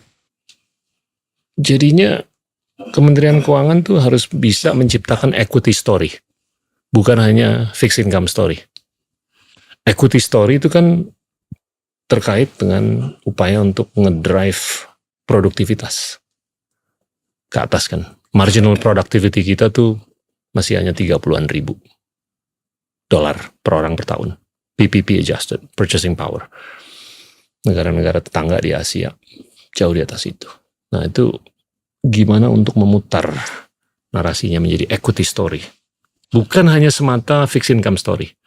Itu keren tuh. Di sisi produktivitas ya tadi kita mesti ciptakan orang-orang yang lebih pintar dibanding sebelumnya, lebih berpendidikan, lebih punya keahlian. Nanti kita lihat itu kan ada semacam kita lancarkan program magang untuk 20.000 orang lulusan baru. Itu akan kita naikin lagi ke 40.000 kalau kurang kita naikin terus sampai 100.000 orang atau lebih. Di situ akan kita coba bangun itu pelan-pelan. Tapi begini, ketika demand untuk insinyur nggak ada, mereka mau latih di mana? Mereka bisa magang, tapi ketika ekonominya slow pertumbuhannya, abisin magang selesai, nganggur lagi. Jadi saya mesti hidupkan industri-industri di sini. Kita mesti lanjutkan transformasi ekonomi yang terjadi, yang terhenti sejak krisis 1998 dari agriculture ke manufacturing sama service yang high value added kalau bisa itu. Cuman kalau Anda maksud equity seperti itu, ya saya pikir inline nanti dengan program-program yang akan kita jalankan. Ya. Tapi tadi saya mesti ciptakan base yang cukup dulu untuk gerak ke sana. Kan sekarang juga masih banyak yang orang-orang pintar yang belum bekerja sesuai dengan keahlian dan kemauannya. Ya. Saya ciptakan itu dulu sehingga mereka masuk sana, baru kita pikirin yang lain-lain sambil perbaikin pendidikan tadi. Saya punya keyakinan, ini insting aja ya, bahwasanya kalau modal masuk untuk pembangunan pabrik, ada pabrik BYD 5 biji, ada pabrik Tesla 10 biji, ada pabrik apa, demand untuk insinyur-insinyur lulusan ITB, ITS dan lain-lain itu akan gede banget. Jadi harus dipastikan bahwasanya iklim investasi ini layak untuk modal masuk. Ya kalau enggak ya demand-nya enggak akan ada dan gig ekonomi semakin gede. Ya betul. Ya kan? Jadi saya pernah punya pengalaman ke Taiwan ngundang Pegatron. Itu produsen iPhone terbesar kedua setelah Foxconn. Siap. Dia salesnya waktu itu ya $47 miliar setahun, sekitar segitu. Saya undang mereka ke Indonesia. Jadi waktu saya ketemu CIO-nya, perempuan kebetulan, diskusi lah mereka sama saya. Saya dari Menko Maritim waktu itu Deputi Kedaulatan Maritim dan Energi, nggak ada hubungannya sama investasi kan. Tapi saya berangkat ke sana aja disuruh. Saya tanya ke dia, Anda mau pindahin sebagian 10% dari kapasitas production-nya dari Cina ke negara lain di kawasan Asia Tenggara. Ya, saya akan begitu kan. Kalau boleh tahu, Anda udah pilih negara yang mana? Udah, saya udah pilih 5 negara. Tolong sebutkan 1, 2, 3, 4 sampai 5 negara. Indonesia nggak masuk. Wow. Saya bilang, ya udah, selamat kalau gitu kamu dapat negara yang bagus. Saya tanya sama dia, sebetulnya apa sih yang dikasih negara itu ke kamu sehingga kamu pilih negara-negara itu? Dia sebutin 1, 2, 3, 4, 5, 6, 7, 8. Saya bilang, saya investor serius, kalau ada insentif yang bagus saya akan masuk. Oh gitu ya? Iya. Ya udah Bu, saya kasih semua yang Anda minta tadi. Saya authorize untuk ngasih itu ke Anda. Saya kasih sekarang. Dia kaget, oh yang benar? Iya, saya dari kementerian yang serius. Saya kasih itu dan saya authorize. Anda dapat yang Anda sebutkan tadi semua. Dalam waktu seminggu mereka putuskan pindah ke Batam loh. Tapi tetap dia bilang, saya bilang, pindah ini semuanya. Oh nggak bisa. Emang kamu punya engineer berapa orang? Untuk ini aja saya perlu 150 engineer. Ada nggak kamu supply-nya? Ada. Kalau mau nanti kamu kerja sama sekolah-sekolah di Indonesia, saya kerja sama dengan sekolah Indonesia. Tapi ya, supply kita nggak cukup banyak untuk bisa menyerap mereka. Kalau kita kesini, mereka kesini, yang besar-besar, orangnya kan nggak ada. Kita yang short supply, orang kita bilang kita orang pintar, nggak cukup orang yang ahli seperti itu. Saya perlu electrical engineering 150 orang. Ada nggak kamu? Ya itu salah satu challenge saya sendiri. Tapi cuma satu. Jadi challenge-nya seperti itu. Jadi pada dasarnya investor asing gampang masuk sini dan mau masuk sini ketika dijamin seperti itu. Saya jaga mereka sampai mereka setup semuanya. Satu lagi ini yang pernah saya bawa ke sini Hyundai mobil. Dulu kan Cina belum masuk, Hyundai mau masuk ke sini. Begitu datang saya jaga dari awal sampai mereka ground break di sana. Di kantor saya di Menko Maritim. Jadi kalau mereka butuh insentif pajak, saya panggil orang keuangan. Kalau mereka butuh izin-izin, saya panggil orang tempat Anda dulu. BKPM ya, BKPM ke tempat saya. Kalau perlu izin perdagangan, saya panggil orang perdagangan ke tempat saya. Jadi semua di tempat saya. 4 bulan selesai sampai mereka ground break. Jadi mereka banyak yang mau, cuman kadang-kadang untuk industri tertentu yang ngeganggu orang kita sendiri. Itu yang kita beresin, akan kita beresin dengan debottleneck itu akan bisa kita bereskan. Jadi betul supply orang kita belum cukup siap. Tapi kalau kayak gini terus nggak akan pernah siap kan ya, kita undang sedikit-sedikit sampai siapkan orang. Sampai kita siapkan modalnya orang. Masuk, pabriknya dibangun, itu masih supply. Kan mereka bangun itu berapa tahun, perlu setahun 2 tahun nggak menjadi semua kan. Kita bisa latih orang segala. Biasanya sih yang proyek-proyek selama ini adalah begitu dia membangun, orangnya dilatih di sana di negara asal, begitu jadi orang kita siap. Jadi ya itu. Kita memang betul harus di bottleneck iklim investasi di sini supaya investor asing suka invest di sini. Dan sebagian besar juga mereka nggak bisa masuk karena orang kita sendiri nggak mau. Jadi kita mesti bereskan itu sendiri. Itu juga. Saya ingat, saya pernah bawa investor dari Taiwan, nafta cracker. Kan kita nggak punya petrokimia yang kuat di sini. Kerjasama dengan itu CPC, China Petroleum Company, itu perusahaan BUMN terbesar di Taiwan. Datang ke sini, dia mau jual yang bekas tadinya. Orang sini bilang, saya nggak mau yang bekas. Kalau yang bekas, saya nggak bisa. Ya udah, saya ke Taiwan lagi. Mau nggak kamu yang invest yang baru? Saya mau, katanya. Orang sini bilangnya apa lagi? Saya nggak mau yang baru itu, terlalu kecil. Kalau 2 kali, saya mau. Saya ke Taiwan lagi. 2 kali mau nggak lo? Mau. 2 kali mau nggak? Orang sini bilang apa? Saya nggak mau, saya nggak punya uang.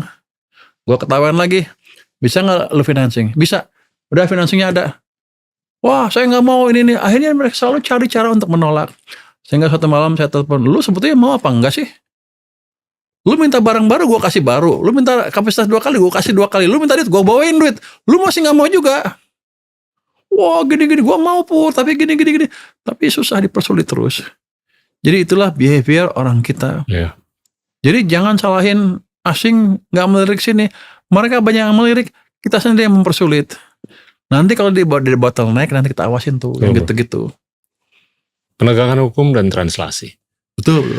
Nah, ini observasi. Translasi kan geser. Kalau Anda ngomong translasi, saya pikir geser barang sana ke sana. Enggak, perlu orang insinyur dan orang pinter STEM. Ini kalau kita perhatiin Tiongkok dengan beberapa demokrasi. Tiongkok itu secara politik sentralistis, tapi ekonominya sangat desentralistis. Banyak demokrasi di dunia politiknya desentralistis, tapi ekonominya sentralistis. Ini kita lihat kan, pertumbuhan ekonomi di kota-kota primer, di banyak demokrasi di dunia, termasuk di sini, jauh lebih cepat daripada kota-kota sekunder atau daerah. Nah, ini apa yang bisa disikapi oleh Kementerian Keuangan untuk lebih mendesentralisasi aktivitas ekonomi? Jadi paling yang pertama kita pastikan Pemda belanja dengan bagus. Sebetulnya bukan di situ aja. Kalau mereka belanja dengan baik, dengan tepat waktu, tepat sasaran, berarti kan mereka memperbaiki manajemen mereka sendiri kan. Nah, dengan itu saya harapkan nanti di daerah juga iklim investasinya lebih bagus dibanding sekarang-sekarang. Sekarang kan sebagian besar kalau ada investasi ke daerah, mereka minta uang depan, minta ini, minta itu, sehingga orang takut. Dengan koordinasi yang lebih bagus dan dengan kemampuan mereka nanti yang lebih bagus, dengan pengertian yang lebih baik, harusnya kita udah masuk ke masa desentralisasi. Kalau sekarang kan karena mereka belum cukup baik membelanjakan anggarannya, akibatnya setiap tahun banyak uang numpuk di sana nggak kepake, 100 triliun kalau nggak salah setiap tahun tuh nggak kepake. Atau itu carry over, yang jelas ada 100 triliun yang bisa dihabisin oleh mereka. Itu menunjukkan mereka nggak cukup pandai mendesain program dan lain-lain. Otomatis itu terrefleksi juga di cara mereka deal dengan para investor. Dari pusat nanti akan dari keuangan ya, ini yang di keuangan aja ya, yang mampu kita kerjakan adalah akan kita ngirim orang-orang kita ke daerah untuk melakukan mengedukasi mereka bagaimana mendesain dan menyerap anggaran dengan baik. Tentunya nanti otomatis ada yang lain-lain akan ikut semua ke sana. Ketika kemampuan finansial mereka meningkat, harusnya awareness tentang itu menciptakan iklim investasi yang baik juga akan terbuka lebar. Saya pikir itu dari keuangan hanya itu aja ya. Sambil nanti kita perbaikin the bottlenecking, kita kejar low hanging fruit yang siap-siap investasi yang sudah siap, kita salurkan ke tempat-tempat yang memang siap menerima investasi itu. Carrot and stick-nya gimana tuh? Untuk daerah? Saya udah kebanyakan stick kemarin. Saya selalu bilang, kalau korupsi kan ditangani oleh pihak yang lain ya. Tapi kalau saya sih hanya ngelihat berapa efektif mereka menyerap anggaran, programnya seperti apa. Yang jelas setiap tahun akan kita lihat mampu nggak mereka menjalankan program yang mereka desain. Kalau enggak, kita akan potong anggarannya secara bertahap. Kan saya boleh ya gitu, saya potong aja. Kan mereka nggak tahu formulanya, suka-suka saya. Tapi salah satu indikator adalah itu, berapa bagus mereka menjalankan dan berapa bersih pemerintahnya yang berjalan. Jadi kalau ada korupsi pasti kita nggak akan tambah uangnya. Karena saya rugi, bocor uangnya. Dan kalau talentanya kurang di daerah, itu gimana tuh fasilitasinya? Kalau untuk daerah yang kurang ya, saya nggak mau sebut daerahnya ya. Siap. Di LPDP itu ada semacam affirmative action, di mana daerah tertentu dikasih jatah dan dibina oleh LPDP untuk disekolahkan ke luar negeri. Sudah berjalan beberapa tahun. Dulu kita juga yang mulai yang trigger dari Menko Polhukam, karena kita ingin adanya pemerataan pendidikan. Jadi daerah tertentu kita ini minta program khusus yang compete-nya nggak sama dengan daerah yang lain, dikasih jatah berapa ratus gitu untuk disekolahkan ke luar negeri, dan mereka sekarang banyak di luar negeri. Saya harap mereka pelan-pelan pulang ke sini bertahap dan akan menimbulkan atau menyebarkan kepandaian yang mereka pelajari di luar negeri. Ini rasio pajak masih 10% kan? ICOR masih di atas 6. Pandangan Anda gimana ke depan? Rasio pajak kan kita waktu zaman Anda tuh sempat 11% lebih kan? 12, 12 waktu itu ya. Kenapa bisa begitu? Karena yang drive ekonomi private sector. Begitu government led tinggal 10 atau lebih sedikit. Jadi saya kehilangan 0,5% tax ratio gara-gara itu. Jadi kalau saya hidupkan ke depan, itu aja sektor private saya hidupkan aja, saya tambah 0,5-1%, itu 230 triliun rupiah income saya hampir otomatis. Itu nanti saya perbaiki lagi tax collection, cara orang saya mengumpulkan pajak. Lebih ya, saya cegah kebocoran lah. Dan saya perbaiki Cortex supaya betul-betul bisa dipakai untuk menggunakan data yang di masyarakat secara optimal sehingga tax collection-nya lebih bagus lagi. Nanti kalau udah tumbuhnya lebih cepat lagi, let's say kemudian tumbuh 6,5%, yang kemarin ribut-ribut, yang banyak protes, saya akan impose tax itu. Kalau sekarang kan masih baru mulai ini, terlalu early untuk mendorong ekonomi sekarang. Untuk mengenakan pajak. Nanti kalau agak cepat baru kita kenakan lagi untuk tadi program-program jangka panjang. Tapi yang jelas selama programnya atau program pemerintah jalankan dengan baik, pasti impactnya ke masyarakat, ke ekonomi akan baik juga. Jadi tax berapapun akan balik lagi ke perekonomian. Dan kemarin sikap untuk yang sangat favorable untuk mikro UMKM itu disambut dengan baik banget dan masyarakat luas. Ya kan? Oh, yang delay itu ya. PTKP ya. Yang kita perpanjang. Bahkan kalau bisa ceilingnya dinaikin dari 4,8. Dan nanti kita hanya untuk individu aja, tapi yang PT harusnya kalau adjusted to inflation kan naik dia, otomatis. Tapi sih kita lihat lagi. Karena itu kebijakan bukan dari saya, dari kalau nggak salah Menko Perekonomian. Kita support aja. Siap. Jadi yang bagus pasti kita support tanpa nanya. Siap. Makanya mereka sana, oh bagus lu. Kan bagus, harusnya naikin malah. Tapi kalau iCore gimana bro? iCore sama juga. Ketika inefisiensi tinggi karena ini jadi pemerintah kan, ya iCore-nya otomatis tinggi. Pemerintah gimana? Kan bukan gila pemerintah. Biasanya kan mereka lebih inefisien dibanding sana. Sehingga kita perlu investasi yang lebih besar untuk menciptakan pertumbuhan yang sama ya. Dibanding kalau private. Saya pikir kalau private bisa jalan nanti akan lebih baik lagi. Dan yang penting adalah gini.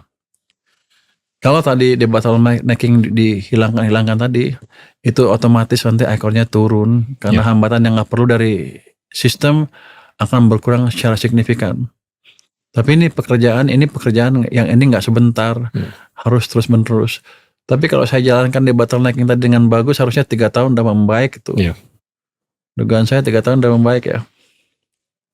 Jadi ini anggapannya kalau di bottlenecking sukses, keterlibatan swasta lebih ketika di bottlenecking sudah sukses, bukan kalau pasti terjadi pasti, itu soalnya. Insya Allah.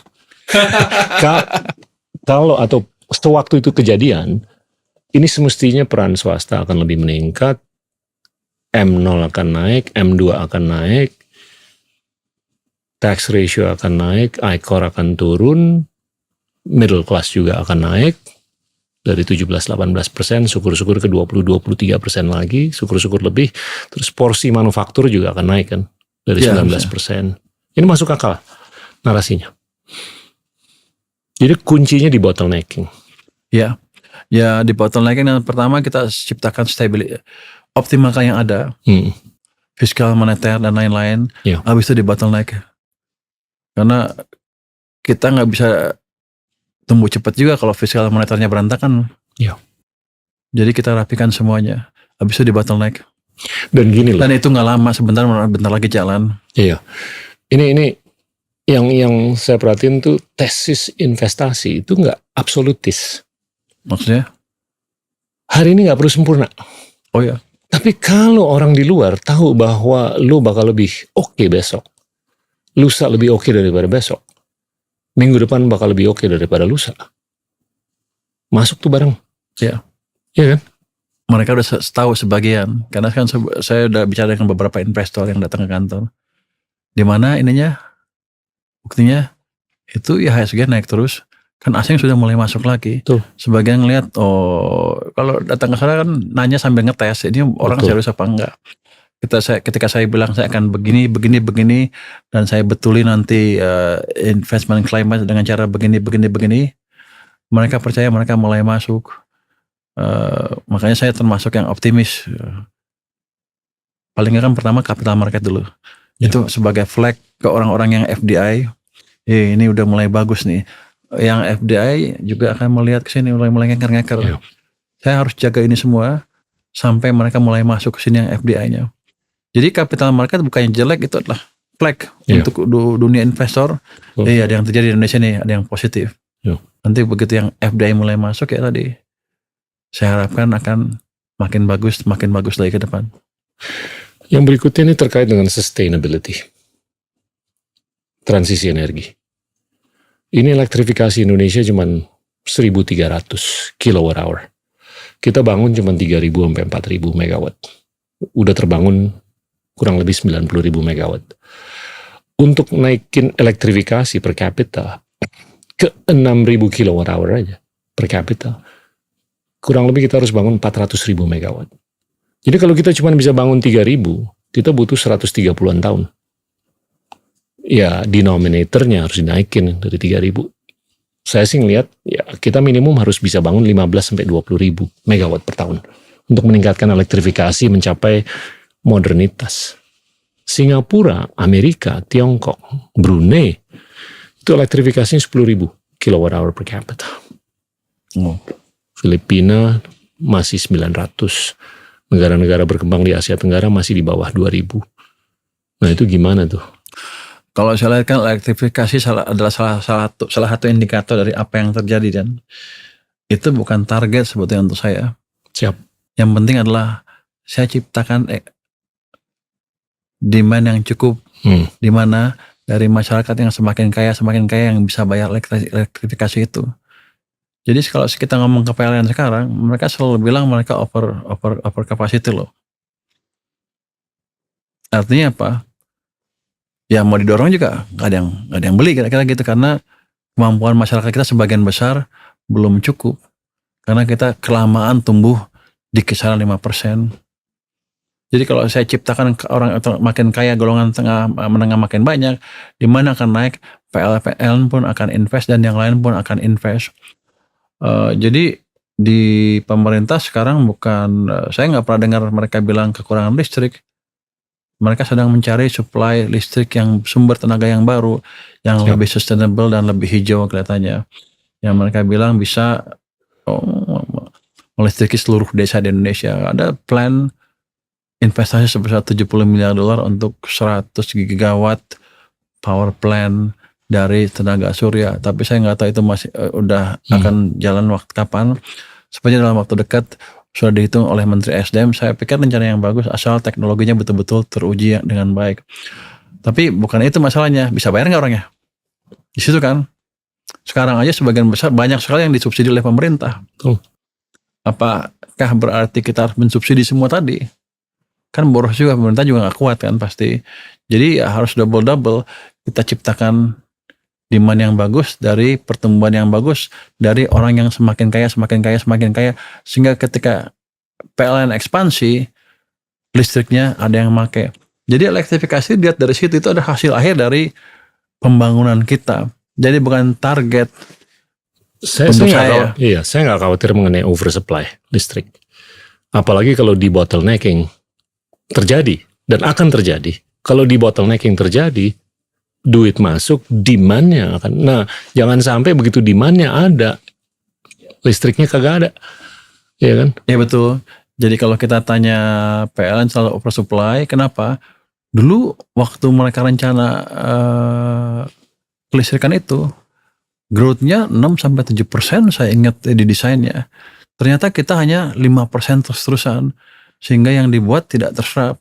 Jadi pertama ya kita geser sana dulu cepat, nanti gitu PLN melihat makin pendek supply-nya, ya kan dia akan invest, walaupun nanti kalau perusahaan baru masuk sini akan agak telat. Karena paling enggak kalau bikin baru kan perlu 3 tahun paling enggak ya. 3 tahun paling enggak. Tapi saya sendiri, saya punya Geodipa yang namanya di bawah keuangan. Itu adalah BLU yang specialized di geothermal. Dia hanya punya beberapa fields, cuma 2 yang besar. Saya ingin perluas lagi itu sehingga kita bisa supply listrik dari geothermal. Dan harusnya kan kita katanya punya potensi geothermal terbesar di dunia. Nanti untungnya adalah kalau energinya hijau, produk yang memakai energi hijau di Eropa dapat special treatment sehingga memperbaiki daya saing kita. Jadi dari kami akan diskusi dengan Geodipa tadi dengan industri-industrinya sekalian, sehingga kita begitu drill udah clear siapa yang memakai. Kalau perlu nggak lewat PLN, kalau bisa dibuat kabel ke sana, atau kalau perlu lewat jaringan PLN ya kita lihat berapa cost-nya. Jadi kita akan optimalkan sumber-sumber energi yang tadi yang sustainable, yang hijau. Dan untuk naikin elektrifikasi ke 6.000, kita butuh 400.000 megawatt. Itu kurang lebih $1 triliun. Tapi saya sepakat, demand pushed. Ya, baru supply side. Saya nggak bisa bikin itu sebanyak-banyaknya tanpa ada yang bisa beli. Sekarang aja banyak subsidi. Saya kurang subsidi ribut. Jadi salah satu kuncinya adalah memperkaya masyarakat kita. Makanya saya selalu bilang kan, ayo kita kaya bersama. Kira-kira gitu. Nah ini ngomong sedikit mengenai demokrasi. Demokrasi itu akhir-akhir ini kan didefinisikan hanya dalam konteks pendistribusian suara. Tapi idealnya dalam konteks pendistribusian public goods, termasuk pendidikan, intelek, kesejahteraan, kesehatan, nilai moral, nilai sosial. Pemikiran seorang Menteri Keuangan itu gimana sih mengenai distribusi public goods? Oh, saya nggak pernah mikirin itu. Anda yang mikir. Saya mah gampang kerja, beresin ekonominya udah. Jadi begini, kalau ada masyarakat kita yang tidak bisa menikmati hasil pembangunan ekonomi dan jumlahnya makin lama makin banyak, Ya. kita akan menciptakan instability sosial politik. Ya. Kalau udah instability-nya tinggi dan demonya besar kemana-mana, kita nggak bisa bangun juga. Ya. Jadi kita harus pastikan pembangunan kita bisa nyebar ke seluruh kalangan. Kalau nggak bisa otomatis dengan spillover yang lambat itu, kita harus intervensi. Saya akan monitor itu dari waktu ke waktu. Makanya banyak program Pak Prabowo yang langsung ke masyarakat kan, kayak MBG walaupun banyak yang ngecam, kalau saya pikir itu salah satu upaya untuk meletakkan hasil pembangunan lah, kayak gitu. Nggak jeleknya asal dijalankan dengan baik. Banyak yang sekolah-sekolah pintar segala macam itu sekolah rakyat itu effort untuk ke arah sana. Nggak sempurna sekarang, tapi nggak apa-apa, itu suatu usaha yang bagus. Nanti kita sempurnakan terus ke depan. Ya. Untuk pemerataan misalnya yang market base, ya kita mesti samakan atau perhatikan education level di setiap provinsi di sini dengan baik, di setiap daerah. Ya. Sehingga kita mendapatkan level pendidikan yang lebih merata di Jawa dan di luar Jawa. Kita harus bergerak ke arah sana. Kalau enggak ya tadi, kita kan pasti nggak akan mengalami demokrasi yang Anda sebutkan tadi. Siap. Ini masyarakat luas sudah mulai menikmati kereta api cepat. Sebagai orang awam, gimana sih untuk memahami kerangka ke depannya nih, supaya ada kelanjutan? Maksudnya? Ya, jangan sampai Tegalur aja. Oh enggak. Kalau ini mau dilanjutkan Desainnya ke kan dilanjutkan Surabaya, sampai Banyuwangi. Surabaya katanya, bahkan sampai ujung lagi, sampai ujung Jawa sana. Siap. Kalau saya pikir kita emang harus berani invest. Kan itu keuntungannya mungkin bukan keuntungan ekonomis financial company saja kan. Kalau dari kereta apinya mungkin bisa rugi. Tapi kalau orang pinter kan, dia akan bikin apa? TOD apa TOP? Ya. Di sekelilingnya akan dibuat TOD ya, tempat-tempat baru, bisnis baru, pemukiman baru, di mana dengan itu bisa jadi terjangkau. Jadi nggak di Jakarta aja, di luar Jakarta juga Jakarta cepat misalnya, atau dari mana ke mana ini cepat. Dengan strategi yang pas harusnya sih bisa menguntungkan itu kereta api. Dan seandainya rugi pun di ininya kan, tapi yang kita punya mode transportasi tambahan yang bisa menghubungkan dengan cepat satu daerah dengan daerah lain. Ya. Nggak hanya pesawat aja, pesawat kan terbatas.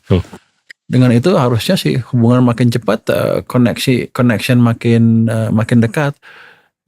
Jakarta dengan Jawa Timur misalnya jadi dekat sekali. Artinya perpindahan orang akan lebih cepat, perpindahan bisnis atau transaksi bisnis bisa lakukan lebih baik lagi walaupun sekedar internet ya. Tapi kan kadang-kadang kalau di bisnis kita perlu ketemu orang juga kan untuk meyakinkan betul nggak Anda serius apa enggak. Jadi saya pikir sih dampaknya akan bagus sekali. Belum lagi regional development di selatan kan agak tertinggal dibanding utara Jawa kan. Ya. Dan itu akan bantu desentralisasi ekonomi. Iya, desentralisasi ekonomi. Jadi itu yang betul yang ini. Cuman emang harus invest. Kalau invest tuh kadang-kadang rugi ya nggak apa-apa. Di sininya rugi, tapi di economic development dan economic overall-nya menjadi lebih bagus. Ya. Mungkin sekarang banyak yang marah karena biayanya mahal. Emang pada waktu pembuatan pertamanya emang ada keterlambatan di sana sini karena emang kita baru buat kan. Tapi kalau saya bilang kalau mau invest nggak usah takut. Kayak MRT di sini juga sama kan, mahal juga. Tapi orang menikmatin sekarang. Dan kalau kita lihat di kota, Anda kan kuliah di Boston ya? Mana? Iya. Stanford apa di mana? Yang satunya, ya Harvard. Ya. Harvard. Itu kan di bawah tanah. Betul.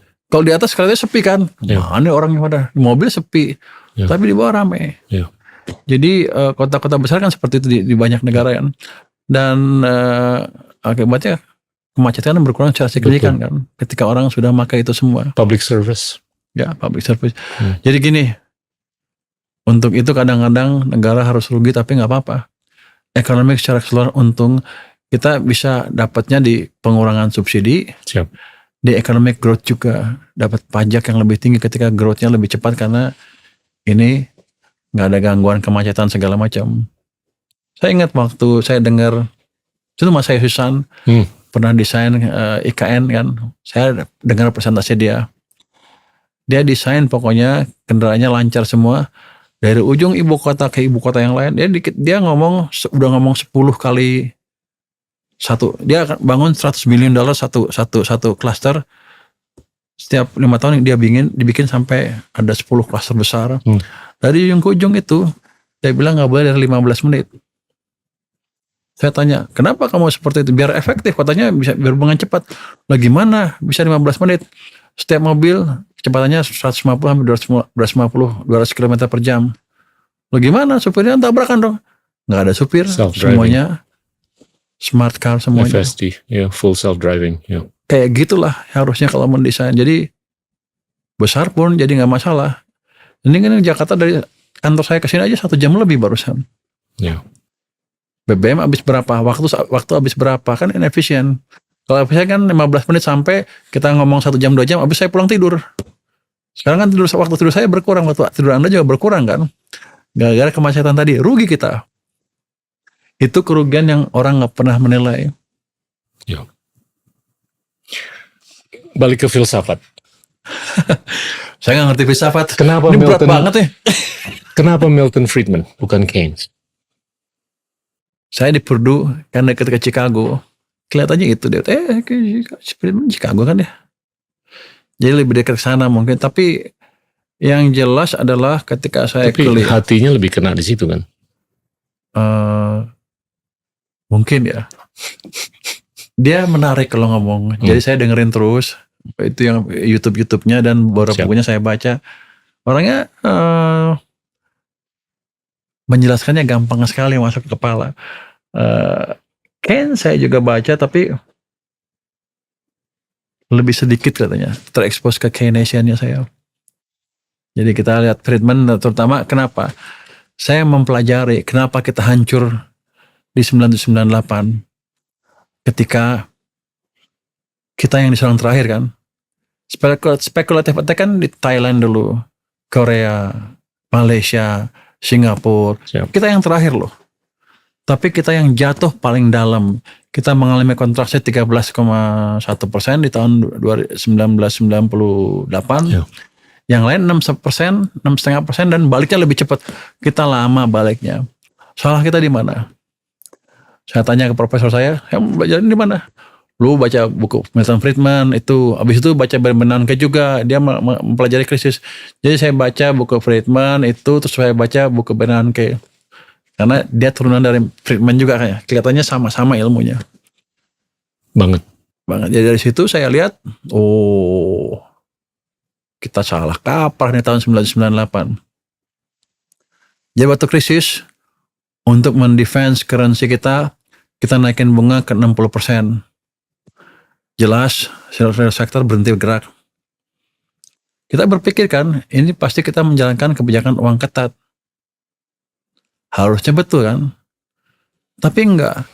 Kalau kita lihat M0-nya, dia cetak uang sampai M0-nya tembus 100% lebih. Jadi kita menjalankan kebijakan yang bertentangan. Kalau dia mau tight, M0-nya dinegatifin sekalian. Kalau mau loose, M0-nya tambah.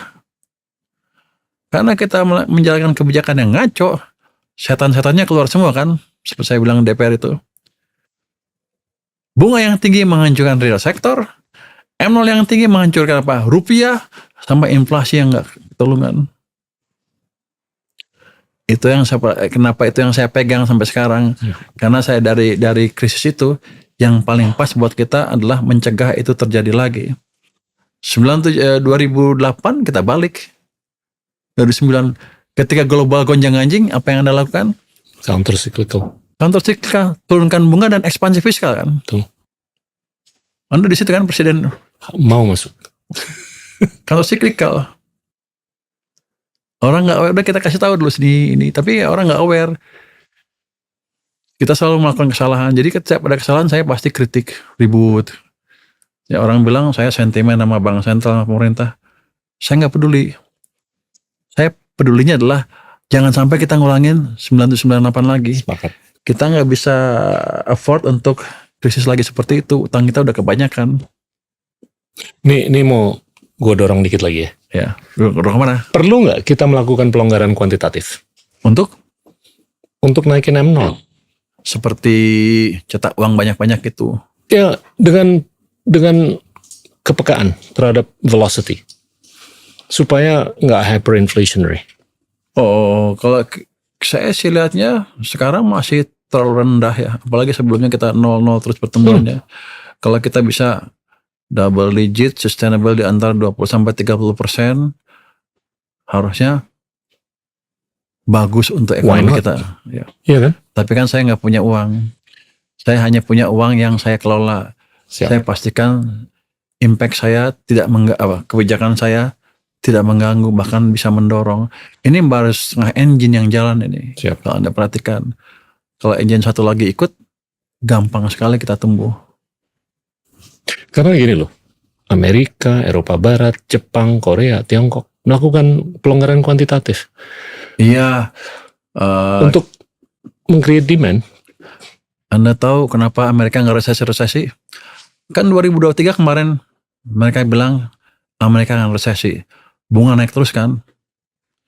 Maret 2023 SVB. Kenapa SVB terjadi?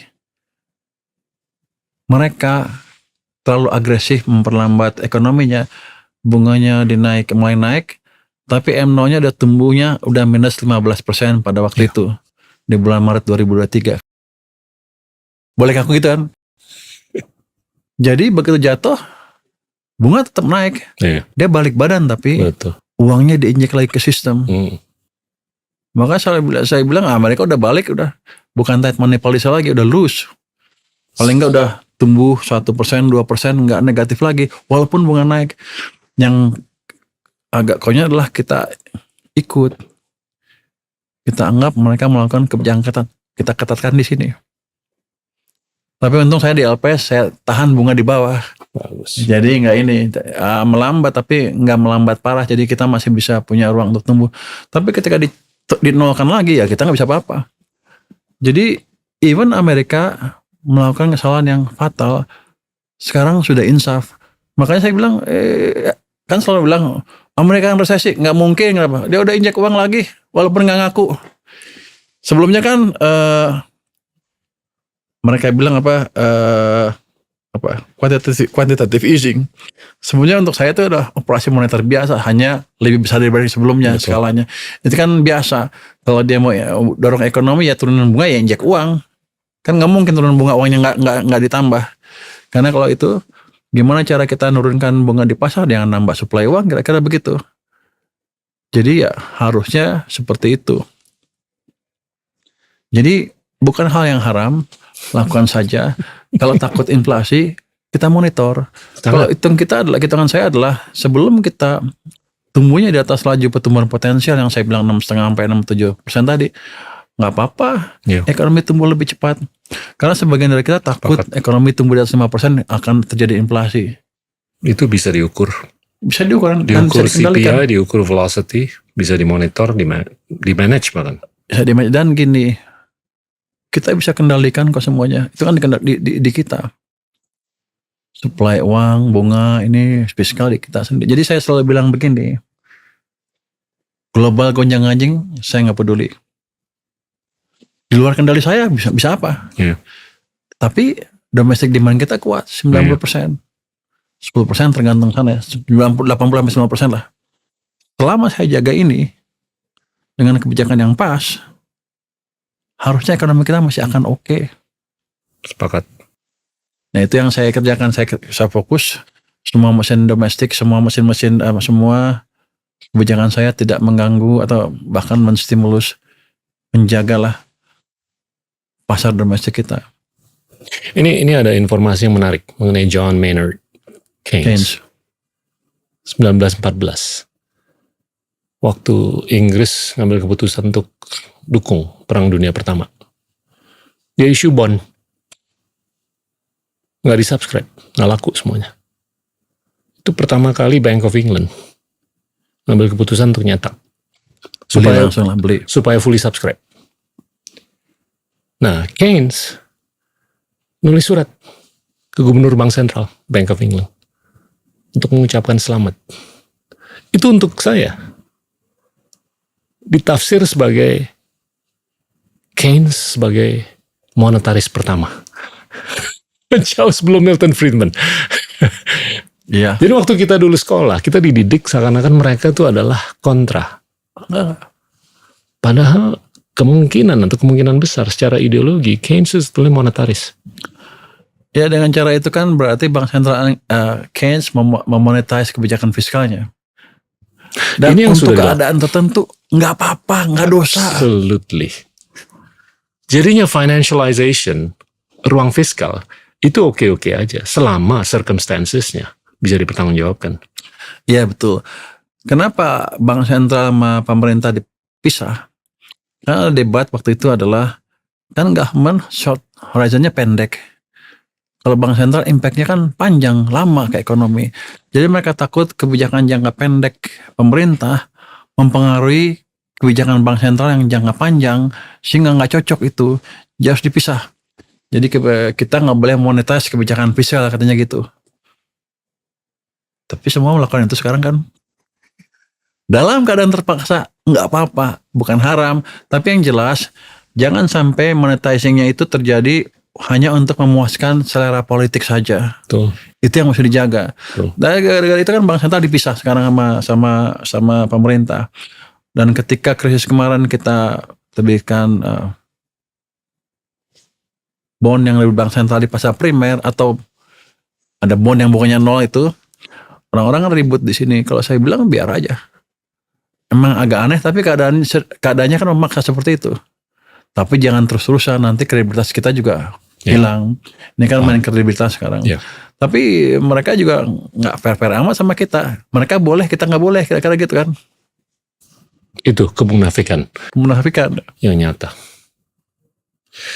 Bro Menteri, ini udah 1,5 jam lebih. 1,5 jam ya? Ada pesan-pesan akhir untuk masyarakat luas? Nggak banyak sih pesannya. Yang pesan mungkin yang utama ingin saya katakan adalah kita nggak usah khawatir tentang, atau nggak usah cemas tentang masa depan kita. Masa depan kita di tangan kita sendiri. Kita yang menentukan mau jadi kaya atau mau jadi miskin. Dan kita sudah punya pengalaman cukup dari beberapa krisis 1998, 2008, 2015, 2020, 2021. Untuk bagaimana mengatasi gejolak ekonomi global maupun domestik. Dengan pengetahuan itu kita bisa tumbuh lebih cepat. 8% tinggi sekali, tapi bukan angka yang mustahil. Setuju. Jadi kita semua siaplah kaya bersama-sama. Amin. Kita doain yang terbaik. Amin. Makasih. Thank you banget. Thank you, Mas. Teman-teman, itulah Menteri Keuangan Republik Indonesia.